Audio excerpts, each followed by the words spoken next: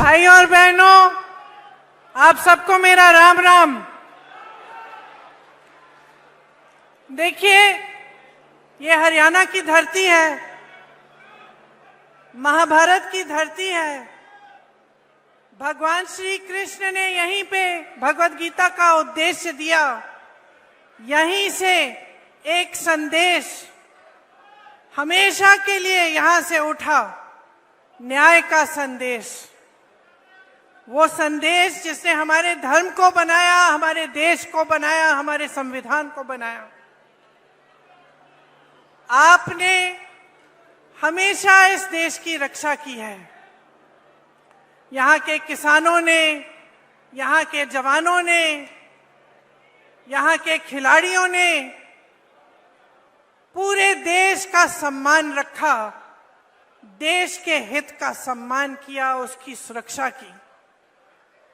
आप अपने बच्चों को पालते पोसते हैं, आपके ही बच्चे हमारी सरहद पे जाकर हमारे देश की सुरक्षा करते हैं, जान देने के लिए तैयार रहते हैं। हर पल हरियाणा के प्रदेश के बच्चों ने, आपके बच्चों ने, यहाँ की बहनों ने, यहाँ के बुजुर्गों ने पूरे देश का सम्मान सुरक्षित रखा है। 10 सालों से आपके प्रदेश में भाजपा की सरकार रही है और आपको इस सम्मान की सुरक्षा करने के बदले में इन्होंने क्या दिया? आपको अपमानित किया और आपका निरादर किया। हर स्तर पर आपका निरादर किया। यहाँ क्या किसान इस पूरे देश का अन्नदाता है। आपने आंदोलन किया, 3 काले कानून लाए, आपने आंदोलन किया, आप खड़े रहे, डटे रहे। आपको क्या मिला? आंसू गैस मिली, लाठियां मिली, सुनवाई नहीं मिली। आपको कहा गया था कि एमएसपी मिलेगी। आज भी जो एमएसपी है 24 आपके जो उपज है उन पे दे रहे हैं, इनमें से तो 10 आप उगाते ही नहीं है। यहां आपके साथ विश्वासघात हुआ हर स्तर पर। नौजवानों के साथ देखिए, यहां पे इतनी बेरोजगारी है कि मुझे बताने की जरूरत नहीं है। आप हाथ उठा के बताइए कितनों को रोजगार मिला है इस सरकार से। एक हाथ नहीं उठेगा, सब मना कर रहे हैं। यहाँ के नौजवान कर्मठ हैं। हम दिल्ली के बड़े शहर में देखते हैं, दिल्ली में, मुंबई में, अलग अलग शहरों में यहाँ से पलायन करके जाते हैं। रोजगार वहां मिलता है तो हम खुद देखते हैं। जब भी मैं मिलती हूँ, कोई हरियाणा का युवा है, मुझे मालूम होता है ये कर्मठ बच्चा है, मेहनती बच्चा है, इसका आत्मसम्मान है। लेकिन हरियाणा के अपने प्रदेश में जो 10 सालों से सरकार चल रही है, उसने इसका भी सम्मान नहीं किया। नौजवानों के लिए क्या मिला?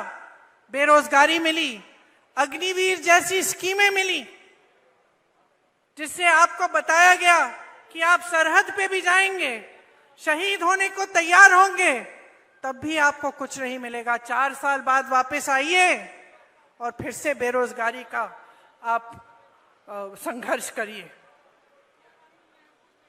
पहलवानों को देखिए, हमारे खिलाड़ी हैं, इनके साथ क्या किया गया? हमारा सम्मान रखते हैं, पूरा देश देखता है, ओलंपिक्स में जाते हैं, हिम्मत करते हैं, इतनी मेहनत करते हैं। मैं जानती हूं कि गांव-गांव का बच्चा हरियाणा में मेहनत करके आगे बढ़ता है स्पोर्ट्स में। और उनके साथ क्या किया गया? उनको सड़क पे बिठाया गया, आंदोलन करते रहे। प्रधानमंत्री जी के पास 5 मिनट का समय नहीं था कि वो मिलने भी चले जाएं, कि पूछ लें कि क्या बात है, किस तरह से हम आपकी मदद कर सकते हैं। और फिर आप सब ने खुद ही देखा कि ओलंपिक्स में अभी हाल में क्या हुआ। आप लड़ने वाले लोग हो, अपना आत्मसम्मान है। आज किस चीज से लड़ रहे हो? महंगाई से लड़ रहे हो, महंगाई से लड़ रहे हो, संघर्ष कर रहे हो। सरकार कुछ नहीं कर रही है आपके लिए। जहां देखो स्कैम पे स्कैम, स्कैम पे स्कैम। नौजवान पढ़ते लिखते हैं किस लिए? पेपर लीक होता है, एक भी भर्ती नहीं होती है, तमाम जो सरकारी नौकरियां हैं सब खाली पड़ी रहती हैं। तो आपके सामने आपका भविष्य क्या है? आज आत्मसम्मान से जीना है, न्याय चाहिए, तो इस सरकार को फेंक निकालो, हटा दो इस सरकार को। कुछ नहीं मिला है आपको इस सरकार से, सिर्फ बड़ी बड़ी बातें। और मुझे ताज्जुब होता है कि बड़े से बड़े प्रधानमंत्री भी यहां आते हैं, वही पुरानी बातें कह रहे हैं जो 10 साल पहले कही। आज वादे कर रहे हैं कि वो ये करेंगे, वो करेंगे, एमएसपी करेंगे, रोजगार दिलवाएंगे। अरे 10 सालों में क्यों नहीं किया? 10 सालों में किसानों की सुनवाई क्यों नहीं हुई? नौजवानों की सुनवाई क्यों नहीं हुई? जवानों की, पहलवानों की सुनवाई क्यों नहीं हुई? महिलाओं की सुनवाई क्यों नहीं की? जो महंगाई के सामने तड़प रहे हैं, जूझ रहे हैं महंगाई से, एक छोटी सी चीज खरीद नहीं पाते। त्योहार आते हैं, घबराहट होती है, घर में कोई बीमार पड़ता है, घबराहट होती है, फीस भरनी पड़ती है, घबराहट होती है। और ये लोग वही घिसी पिटी बातें जो 10 सालों पहले इन्होंने आपसे की थी, वही बार बार दोहराते रहते हैं।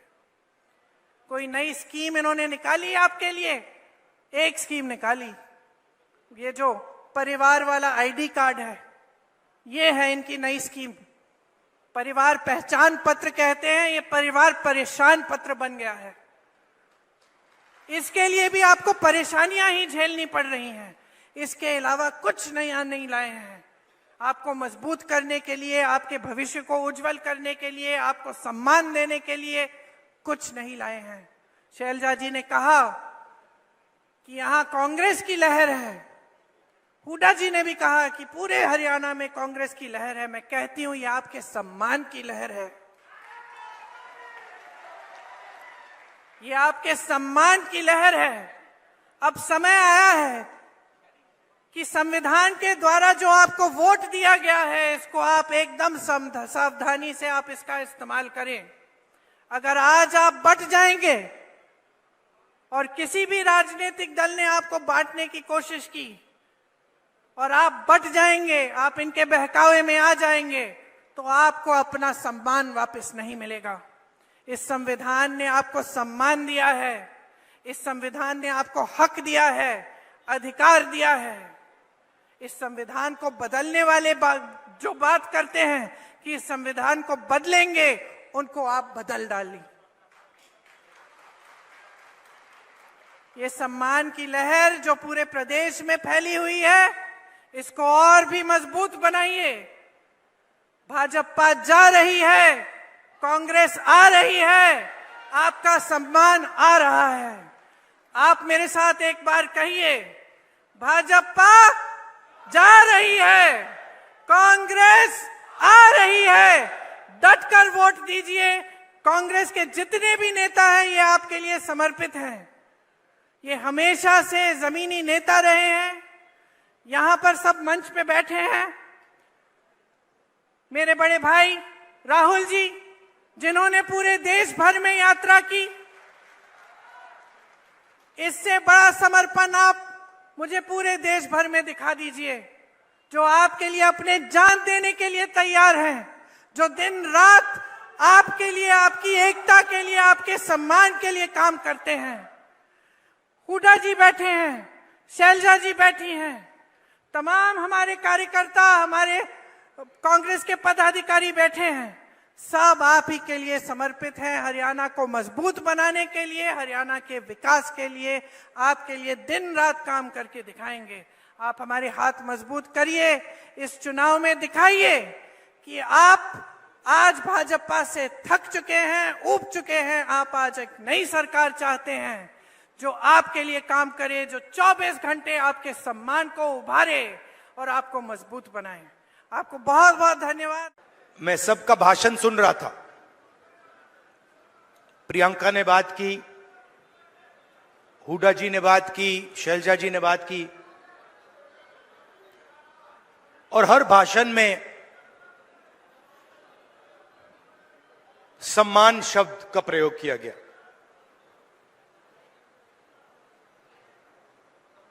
सम्मान जरूरी है और सबकी रिस्पेक्ट होनी चाहिए, सही बात।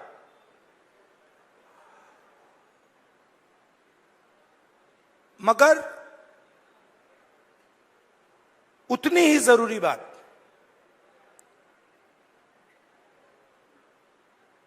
जेब में, हमारे लोगों के जेब में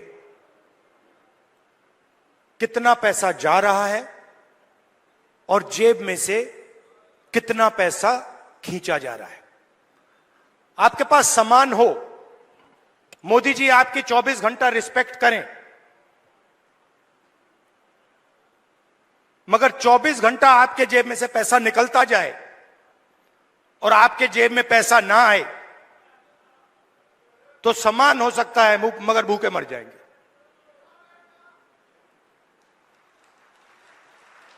तो सामान की जगह है, मगर मेरे लिए उतना ही जरूरी सवाल कि हमारे गरीब लोगों के जेब में उनके बच्चों की शिक्षा के लिए, स्वास्थ्य के लिए, भविष्य के लिए बैंक अकाउंट में कितना पैसा है, सीधी सी बात। और आपको यह पूछना है कि क्या हमारे जेब से ज्यादा पैसा निकल रहा है या वापस जेब में ज्यादा पैसा अंदर आ रहा है। यह सिंपल सी बात। और अगर निकल रहा है, खींचा जा रहा है, तो कैसे निकल रहा है, कौन निकाल रहा है, और अगर जेब में आ रहा है तो कौन डाल रहा है और कैसे डाला जा रहा है। आप सोचिए, अदानी जी के बारे में सोचिए।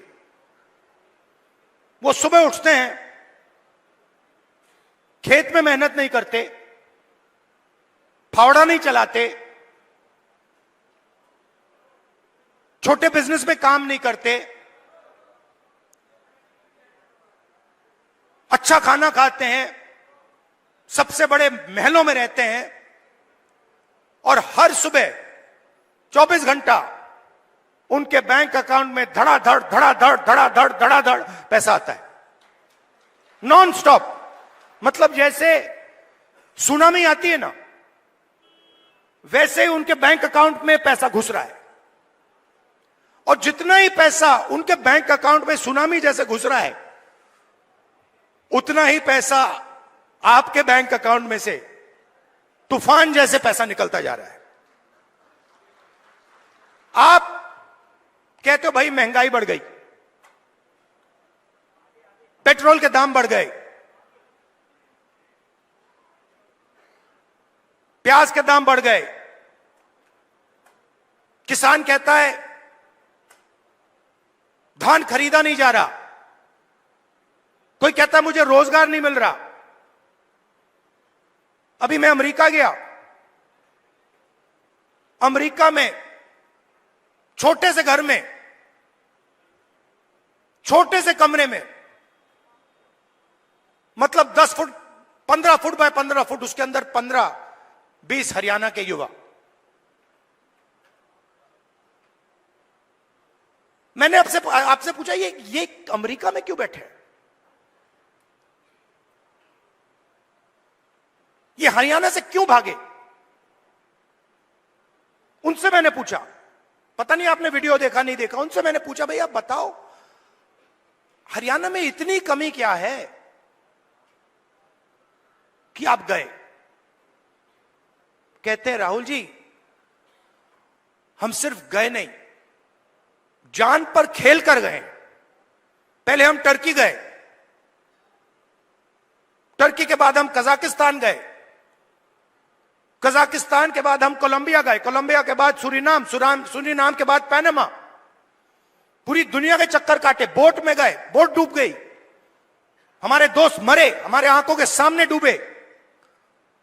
जंगल में माफिया के लोगों ने गोली मारी, जो चल नहीं पा रहा था उसको उड़ा दिया, खत्म कर दिया।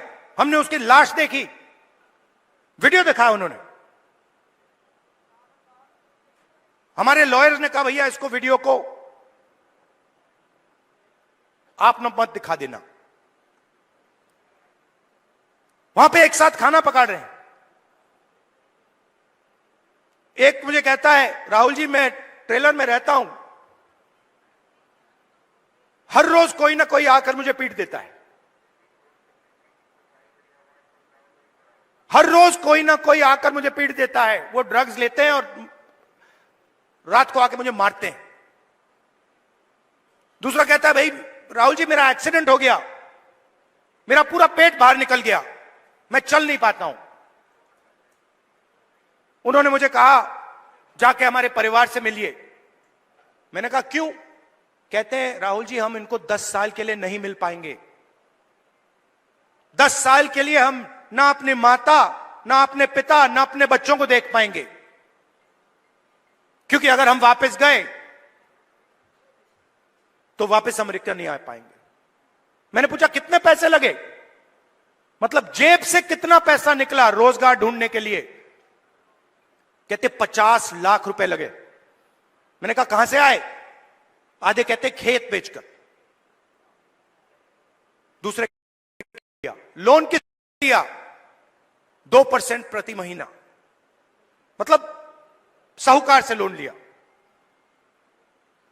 अगर कोई 2% प्रति महीना लोन ले लेता है वो बच नहीं सकता, उसमें डूबेगा वो।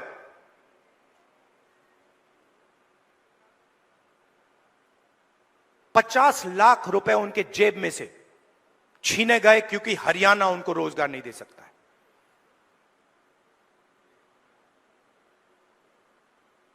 कहां गए? किसके हाथ में गए? क्यों गए?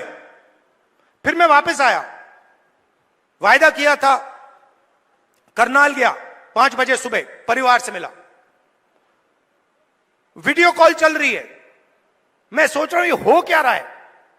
एक तरफ अमेरिका में डैलस में 20-25 युवा, हिंदुस्तान का फ्यूचर वहां बैठा हुआ है, इस तरफ माताएं, बहनें, बेटे,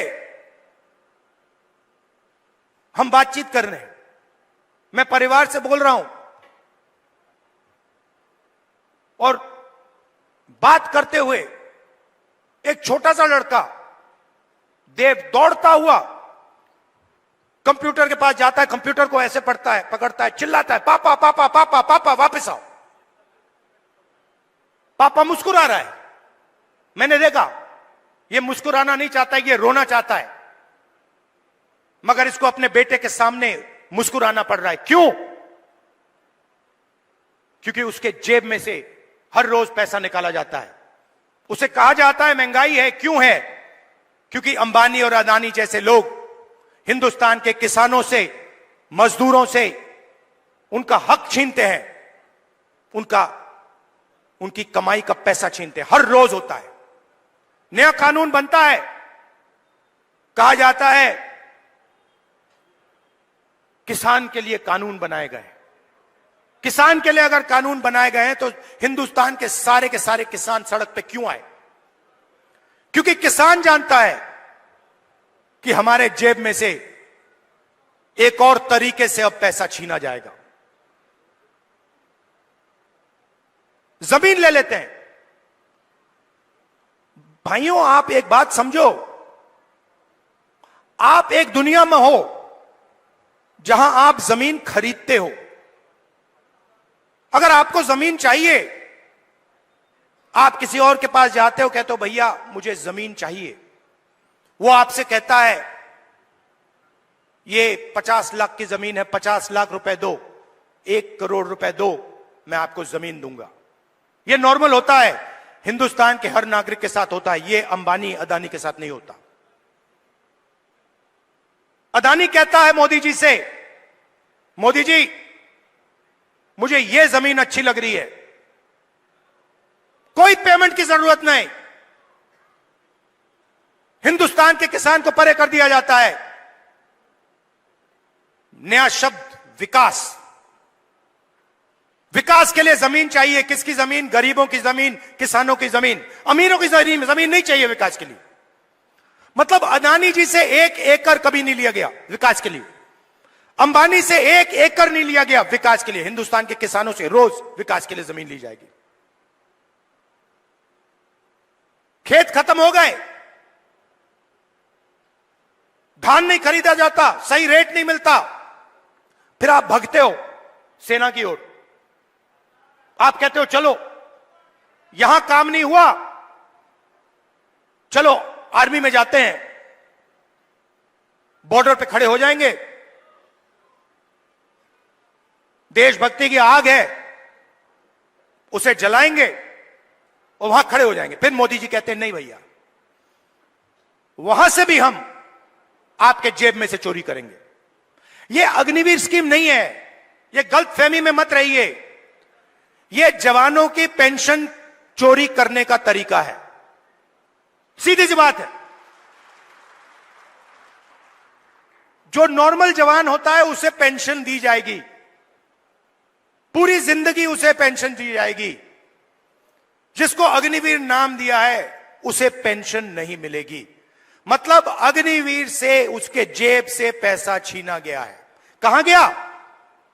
अदानी जी की जेब में। आप देखिए बड़ी बड़ी उनके, जाइए वेबसाइट पे जाइए, Adani defence, Adani defence Israel की कंपनी है, अमेरिका की कंपनी है, उसमें अदानी को लेना देना नहीं है। इजराइल की कंपनी हथियार बनाती है, उस पे अदानी का लेबल लगता है। कारतूस बनाती है, ड्रोन बनाती है, उस पे लेबल लगता है अदानी। और हिंदुस्तान की सेना अदानी से खरीदती है, मार्जिन अदानी बनाता है, उसका आधा राजनीतिक दल को मिल जाता है, मोदी जी की मार्केटिंग में चला जाता है। तो सम्मान बहुत जरूरी है, मगर पैसे के बिना सम्मान मिल ही नहीं सकता।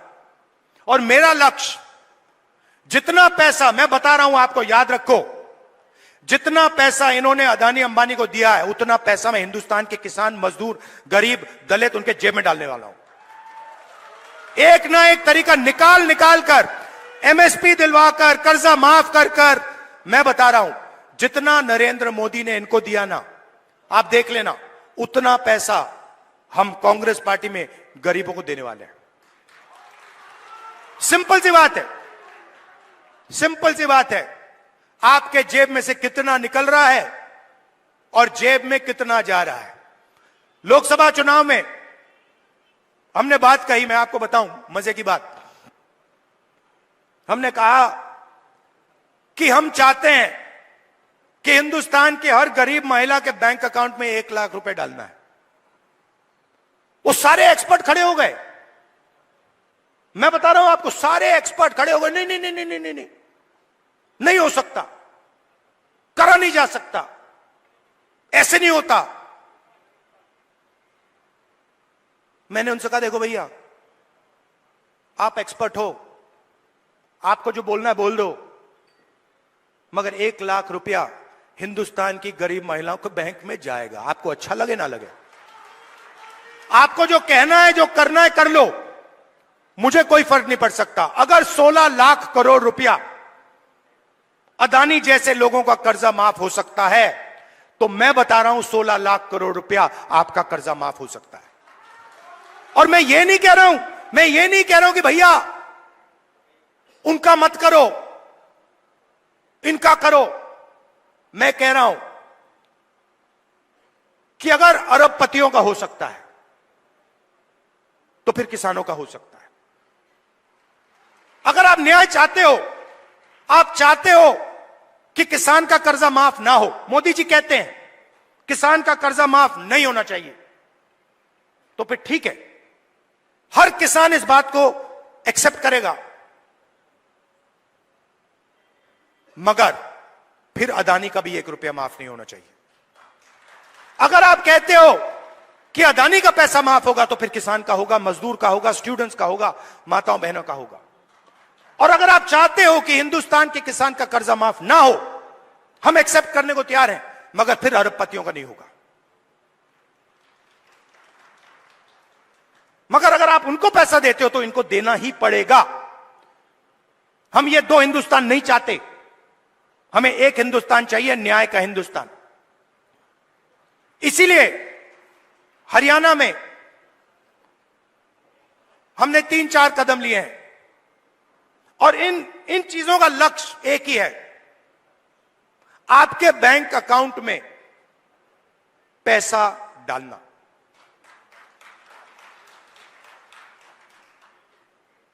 सबसे पहले महिला शक्ति योजना 2000 रुपए हर महीने महिलाओं के बैंक अकाउंट में। आजकल गैस सिलेंडर कितने का है? कितने का लगता है गैस सिलेंडर? 1200, 700 रुपए, मतलब 500 रुपए का गैस सिलेंडर में लगेगा, 700 रुपए आपके बचेंगे, जेब में 700 रुपए जाएंगे। सामाजिक सुरक्षा जो ओल्ड पेंशन स्कीम है उसको हम फिर से लागू करेंगे और 6000 रुपए हर महीने के विधवाओं को, बुजुर्ग लोगों को और डिसेबल्ड लोगों के बैंक अकाउंट में जाएगा। युवाओं के लिए सरकार में 2 लाख खाली रोजगार है, 2 लाख पोजीशन, मतलब 2 लाख लोगों के जेब में से नरेंद्र मोदी जी ने पैसा काट रखा है। 2 लाख युवाओं को हम वो सरकारी पोजीशंस देने जा रहे हैं और सबको, हर जात को, सब लोगों को न्याय के साथ, रिस्पेक्ट के साथ ये 2 लाख पोजीशंस दी जाएंगी। सीधा आपके जेब में पैसा जाएगा हर महीने बैंक अकाउंट में। किसान को गारंटीड एमएसपी हरियाणा में, और जो अभी आपका धान नहीं खरीदा जा रहा है, चुनाव खत्म होते ही, कांग्रेस की सरकार आते ही आपके बैंक अकाउंट में धान के लिए पैसा जाना शुरू हो जाएगा। 100 गज के प्लॉट 3.5 लाख रुपए, 2 बेडरूम के मकान के लिए गरीब लोगों के लिए हम देने जा रहे हैं। 300 यूनिट फ्री बिजली और 25 लाख रुपए हेल्थ इंश्योरेंस के लिए हरियाणा की सरकार हरियाणा के गरीब लोगों को देगी। ये देखिए, और आखिरी बात, जो सबसे जरूरी बात, जाति जनगणना। मुझे यह पता लगाना है कि इस देश में कौन से जात के कितने लोग हैं। आप देखिए, आज दिल्ली की सरकार देखिए, 90 अफसर हिंदुस्तान की सरकार चलाते हैं। ओबीसी की आबादी कम से कम 50%, दलित की आबादी 15%, आदिवासी 8%, माइनॉरिटी 15%, उसको आप जोड़ेंगे 90% हो जाता है। 90 अफसर में से जो हिंदुस्तान के बजट को बांटते हैं, सब निर्णय लेते हैं, जो हमें आके कहते हैं कि भैया नहीं, गरीबों को पैसा नहीं दिया जा सकता, नहीं किसानों का कर्जा माफ नहीं किया जा सकता, नहीं बीमा का पैसा नहीं, एकदम नहीं दिया जा सकता, वही लोग 90 में से 3 ओबीसी वर्ग के हैं। आबादी 50%, 90 में से 3, और 5% बजट का निर्णय वो लेते हैं, और पीछे छोटे छोटे कमरों में उनको बंद कर रखा है। बड़ी मिनिस्ट्री में नहीं मिलेगी उनको, छोटी सी मिनिस्ट्री मिलेगी। बड़ी मिनिस्ट्री में वही 8-9% के लोग, उन्हीं परिवारों के लोग, काम चलता जाएगा। दलित 15% है, 100 रुपए में से 1 रुपये का निर्णय दलित अफसर लेते हैं। 15% आबादी, और अगर हिंदुस्तान की सरकार 100 रुपए खर्च करती है तो 1 रुपया दलित अफसर निर्णय लेता है। इसीलिए मैंने कहा है, कांग्रेस पार्टी ने कहा है, हम ये जानना चाहते हैं इस देश में कितने दलित, कितने आदिवासी, कितने पिछड़े वर्ग के लोग हैं, और यह भी जानना चाहते हैं कि इस देश का जो धन है, जो संस्थाएं हैं, जो बिजनेसेस हैं, उसमें दलित कितने, आदिवासी कितने, पिछड़े कितने, ये हम पता लगाना चाहते हैं। छोटा सा उदाहरण देता हूं आपको, आप चौंक जाओगे, हिल जाओगे। आप खेती करते हो, लगे रहते हो, आप छोटा बिजनेस चलाते हो, नोटबंदी लग जाती है, गलत जीएसटी लग जाती है, आपको दबाया जाता है, कुचला जाता है। फिर मैं आपसे पूछता हूं, 90% आबादी है आपकी दलित, आदिवासी, पिछड़े, माइनॉरिटी, और गरीब जनरल कास्ट, उसमें 5% और जोड़ दो, 95% आपकी आबादी। अब मैं आपसे सवाल पूछता हूं, हिंदुस्तान के सबसे बड़े कॉर्पोरेट, 250 सबसे बड़े कॉर्पोरेट्स, उसमें मुझे बता दो ओबीसी कितने, दलित कितने, आदिवासी कितने, गरीब जनरल कास्ट के कितने, मुझे बता दो। नहीं जानते आप, मैं बताता हूं। 250 में से एक दलित नहीं है, एक आदिवासी नहीं है, एक पिछड़ा नहीं है, और पूरा का पूरा कॉर्पोरेट सेक्टर 24 घंटा कानून बनवाता है। उसमें आपका कोई है ही नहीं, एक दलित नहीं है, एक आदिवासी नहीं है, एक पिछड़ा नहीं है। आपका काम मजदूरी करना, कॉन्ट्रैक्ट पे काम लेना, अमेरिका भागना, और उनका काम काले कानून, किसान कानून बनाना। यही हो रहा है।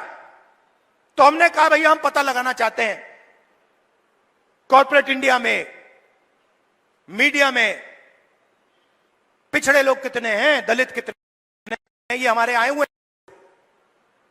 आप देखो, स्पीकर्स की लिस्ट निकालो, इन्फ्लुएंसर्स की लिस्ट निकालो, बड़े बड़े मीडिया के जो ओनर्स हैं उनकी लिस्ट निकालो, उसमें आपको एक पिछड़ा नहीं मिलेगा, एक दलित नहीं मिलेगा, एक आदिवासी नहीं मिलेगा।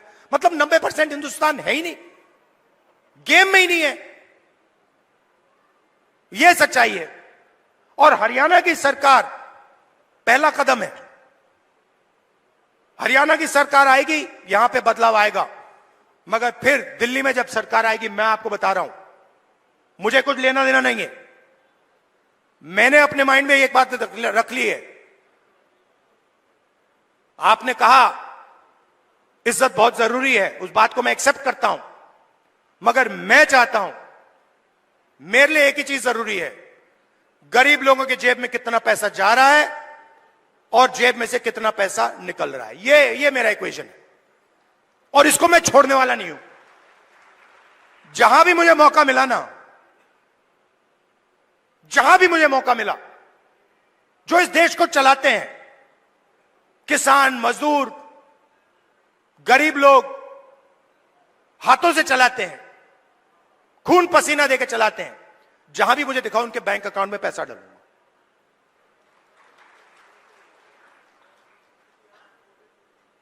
ये मैं आपसे कहना चाह रहा था।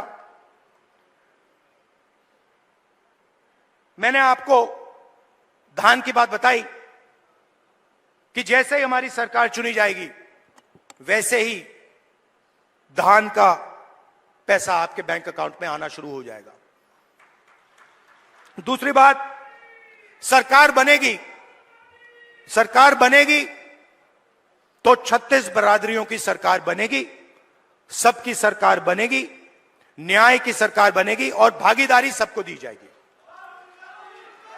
और आखिरी बात, ये जो बीच में इंडिपेंडेंट पार्टी आ रखी हैं, छोटी छोटी पार्टियां हैं, ये सब बीजेपी की पार्टीज हैं।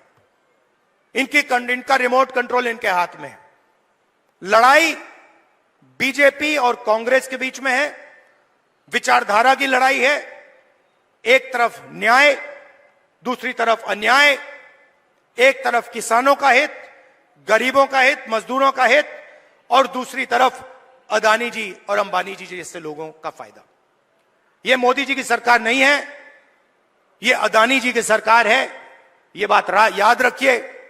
और हरियाणा में अदानी जी जैसे लोगों की सरकार नहीं चाहिए। किसानों की, मजदूरों की, गरीबों की सरकार चाहिए। जब भी आपको मेरी जरूरत हो, जब भी आपको मेरी जरूरत हो, पार्लियामेंट में भाषण करवाना हो, कोई मुद्दा हो आपका, सरकार पर प्रेशर डलवाना हो, यहां हरियाणा में आके आपसे बात करनी हो, आपको सिर्फ ऑर्डर देना है। आपको कहना है राहुल इधर आओ, मैं हाजिर हो जाऊंगा। आप सबका दिल से बहुत बहुत धन्यवाद, नमस्कार, जय हिंद। और कांग्रेस के कार्यकर्ता, नॉर्मली क्या होता है, आमतौर से क्या होता है, बब्बर शेर अकेले दिखते हैं। जंगल में एक बब्बर शेर दिखता है, एक शेर दिखता है। यहां पे हजारों हमारे शेर आए हुए हैं। एक साथ बाहर जाकर निकलो, बीजेपी को यहां पे हराओ। धन्यवाद, जय हिंद, नमस्कार।